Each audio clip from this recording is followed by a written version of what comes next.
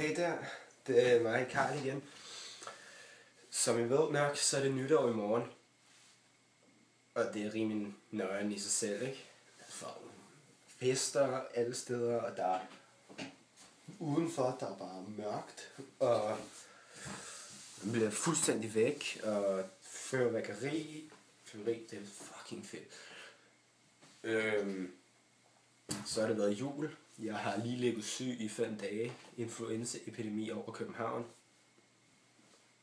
Bare fuck af. Det er sådan noget med feber og alt muligt lort, så man kan kun se fjernsyn. Det kunne simpelthen ikke andet. Så... ja. Yeah.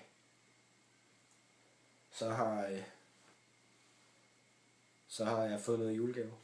Jeg har fået den her dope shit. Så har jeg også fået alt muligt andet, som en jakke og nogle penge. Det er ret fed jakke, jeg har fået.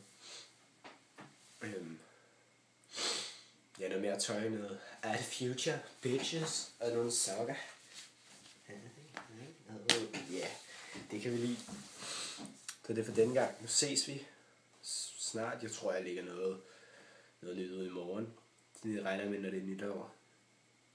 Fyrværkeri. Et eller andet. Ses.